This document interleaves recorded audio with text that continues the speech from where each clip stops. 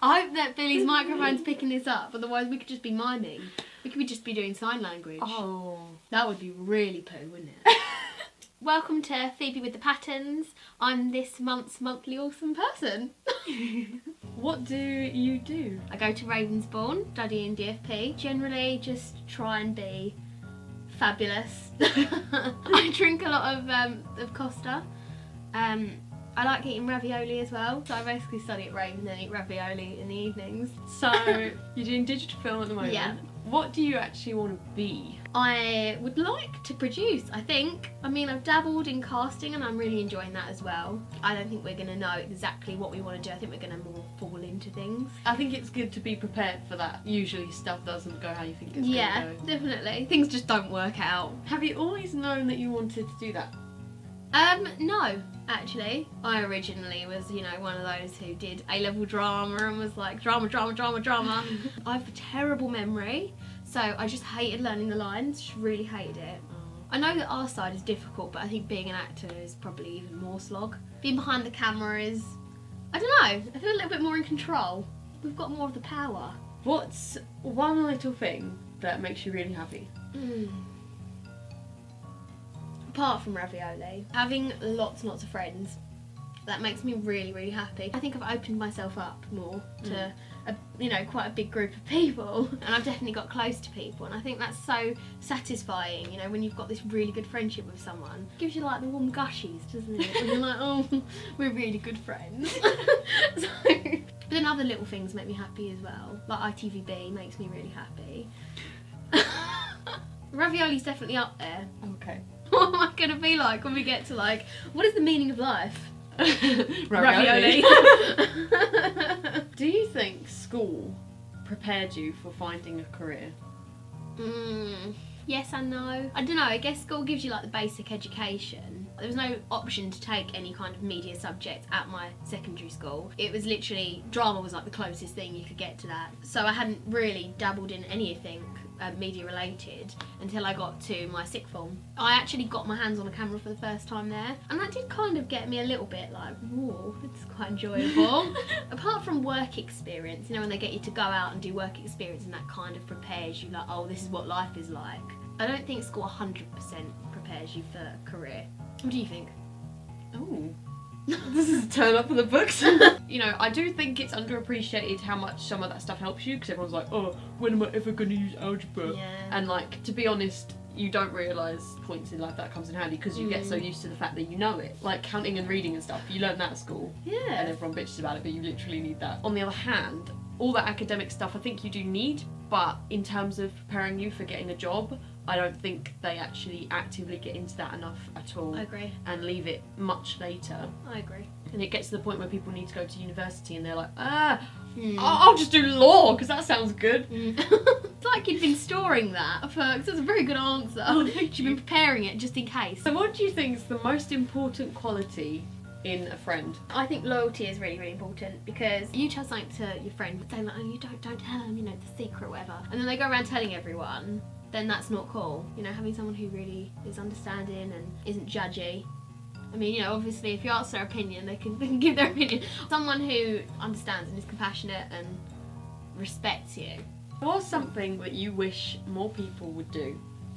Actually, this is a good question, because I tweeted something the other day, but I actually said, I wish people would just be 100% honest with each other. Sometimes people feel things and they just don't tell the other person. It would make the world so much more simple. The amount of times that I've literally been spending my evenings venting and winding myself up about something that might not even be the case, because you're analysing what someone else has said or done. And if someone just told you exactly what they were thinking, and you told them exactly what you're thinking, everyone would know where they stood. Even if you are completely mugged off, even if you say something that you've been so scared of saying, and then you say it and then the other person's like, do you know what I mean? You've fallen in love with someone and they're right in front of your face and they're saying something that could be interpreted as I like you, or could be interpreted as I don't like you, and you're thinking, do they love me, do they not? If you just said, oh my god, I'm so in love with you that I could just die.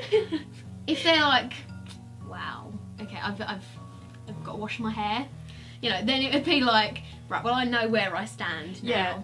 If you think one of your friends have been off with you or something, And you're like, well, what did that mean? Do Yeah. you know what I mean? It would make everything just so much better. Yeah. Then you learn from your experiences. And you'd save so much time. I know. I know. A taboo that needs to not be. Oh my god, Rita Ora's cleavage. That doesn't need to be taboo. Do you know what I mean? That was the last thing I would have expected. Basically, she went on like the One Show or something like that, and her top like maybe came down a bit low, and you saw like a kind of like a cleavage crack. And then people were writing in like, my kids watched that programme and you had your cleavage in their face. And it's like, you know, women have boobs. They do. Yeah, it's just boobs. It's not like she had her nipples out or anything. She just had her boobs. Like a little bit of like, oh come on, like, do you know, just no. No. Men can walk around topless, can't they? Right, okay, no, this is something else. Page 3. So you know they said recently they took out page 3 from like the Sun or something for like a little while. Now they brought it back. Mum said to me they used to have a page 7 that was like men, but like without a top on. Obviously, like, probably like budgie smugglers or something on. What I don't get is how boobs are supposed to be something that's taboo. Like, you know, oh, they're like genitals or whatever. Yeah. But men can walk around with their nipples out. You know, where did that...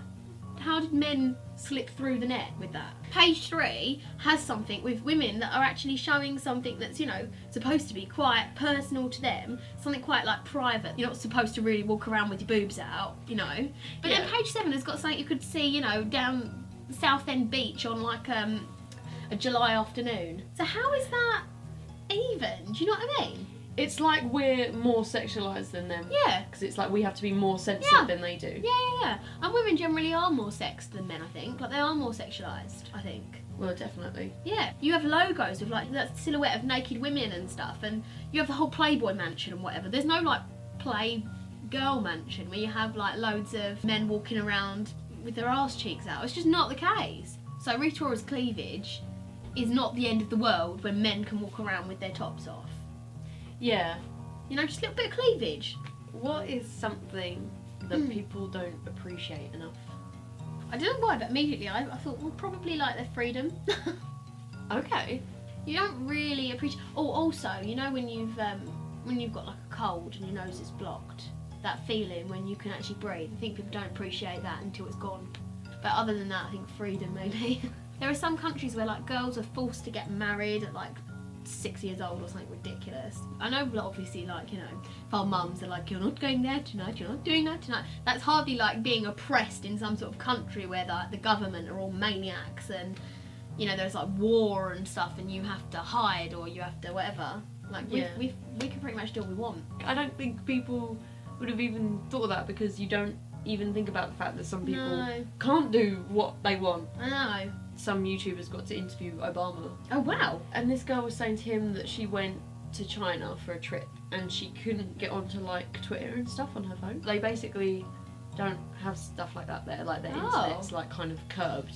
God. In countries like that, like the government or whoever's in charge of that are scared of their own citizens having like power. Oh my god. I don't think people appreciate their freedom because obviously there are a lot of other countries that are a lot more restrictive than us. You know, we've got Boris Johnson, for God's sake, haven't we? You know, flying through the sky on a bungee or something. I know there are people that obviously have poverty and stuff like that and, you know, live in difficult circumstances, but we as a country are actually quite lucky. So what would you change about the world? God, that's so deep. Phoebe, for God's sake. I mean, I really hate discrimination. Seriously, like, we're all born the same way, particularly racism. Like, I really hate that. Yeah. That is so sick. I think racism's vile. What is a lesson that you wish you'd learnt sooner? You're really gonna go there? Try not to, like, lose, I suppose, the essence of yourself for anything or anyone. If you start forgetting who you are and become like a rubbish version of yourself, that is not cool. You always want to be the best of what you can be, and if something is stopping you, you obviously need to think about that. You're always going to have to compromise with people or compromise with like situations. You know, you can't always have it your way, but you should never have to compromise or sacrifice you being the best you can be. So something that you wish you were better at? Being more calm. Okay. When something angers me, I tend to really, really flip like my lid. I think I do get too angry too quickly, but it is because I'm kind of extroverted and a passionate person. So I get passionate and excited about everything. So when I'm angry, I get kind of caught up in it all, and like I get pretty livid. What makes you inspired? Well, the other night I was walking home. I can't remember where I was walking home from, and it was really cold, but I had like my coat on and I was really warm, and I had my earphones in. I don't know, I had a lot of air in my face and I felt quite inspired by like the world. Okay, that's really cute. The wind was blowing in my face, but I was toasty in my coat. The sun was setting, and the sky looked kind of nice. And I was just walking, and I thought, damn, I could just walk so many times around the block. Generally, I think I'm inspired by other people. Some people are just so nice. You're one of those people, actually. But they're gonna think I'm saying this because I'm like, oh, Phoebe, like, up your arse and stuff. How can you be so nice all the time and not get like really wound up by people? So I don't know how do you do it? Tell me, give me the answers. Well, I do sometimes. You seem so chilled though. Well, so I do get wound up with people sometimes, but like I feel really bad about it, and I'll try and contain it. Someone will ask me one day like, oh, that person was saying this the other day, and I'll be like, oh yeah, oh, they annoy me a little bit, and then 10 minutes later I'm like, and then everyone's like, whoa, angry Phoebe's come out. Oh right, I can't have seen angry Phoebe then, can I? It is a rare occasion, Well, but I've done you. I'm always angry. People Always. seem to enjoy it for some reason. Yeah. They seem to feel like they've achieved something by getting me to bring out my wound up talking. I don't usually get annoyed with people who like I am like in circles with. It will usually be like from afar, and that's why I feel guilty about it, because I'm like, they haven't done anything to me. If I can see that someone like manipulates people, I'm like, I know what you do. I see it. It's weird because it's like, it seems like such a waste of time, because it's like I could just ignore you, but then I'll like see them and be like, So you even care about other people who don't have anything to do with you. You're caring about them, the people who are being manipulated, the manipulatees. You seem like the kind of girl who'd have an answer to this life motto. I would create my own brackets, you know, Katie Singer 2015, close brackets. Be honest, chill, and don't be a bitch. My last question is a new one. I'm interested to see how this is going to go. Do you have something you want to ask me? Yes! When are you going to do your interview with Barack Obama? What do you think is like the biggest issue with like our generation right now, actually? What a question. The representation and education of sex Oh, yeah. is awful. All of the constructs that are built around sexuality are false and completely damaging and misogynistic, because people seem to be taboo about sex. That's why we haven't talked it out and been like, this is shit. The way that it's represented in TV shows and film and stuff, Oh, yeah. like sometimes That is it's bad. just so skewed, and people don't realise how much stuff we are told that's completely wrong. The idea of like virginity and stuff, and the fact that even in the minute amount of sex that they try and teach you when you're like 8 is only for straight people, and they don't talk about anything, they don't say anything of something that's like such a huge part of the world, you know, that's how we're here. Very true, very good It's point. something you'd think they'd want to get right. I'm going to get Harry on you all now here. But, like, Okay. but he told me that they haven't changed the sex ed syllabus for 15 years. That's bad, because I remember that mine was a guy chasing a woman around the bedroom with a pillow. Yes! It could have looked... The cartoon! Yeah, a feather. Yeah. We saw the same one, clearly. Most people, when I hear about them talking about their sex ed classes, it's usually like, oh yeah, we saw a thing about puberty and then a thing about giving birth, and it's like, right, well that's nothing to do with sex then, is it? No. And it's even worse in other places, like, because in America, oh my god, I know. their whole sex education is built on scaring people. They just want to scare all the kids out of having sex. They don't think, oh, it'd be better to tell you how to do this safely instead of trying to tell you not to do it. It's just all so wrong, and it's. I know that it can have a really damaging effect. They've just done it all wrong. Wow. That was so much better than I expected. Especially with such a hard question, I was like, what can I get my own back on BB with? That was a good question. Good answer. Thank you. Very good answer. Thank you for being my first awesome person of 2015. Mss January. Hey, thank you for having me. That's alright. It's so fun. Oh, I'm glad you enjoyed yourself. Love it. High five. We are definitely going to go and have some ravioli now. Oh yes, bring on the ravioli, I need it. I've been Katie Singer and I've been with Phoebe with the patterns. And she's been more fabulous than I have, so well done you. But you're fabulous every day. Oh babe.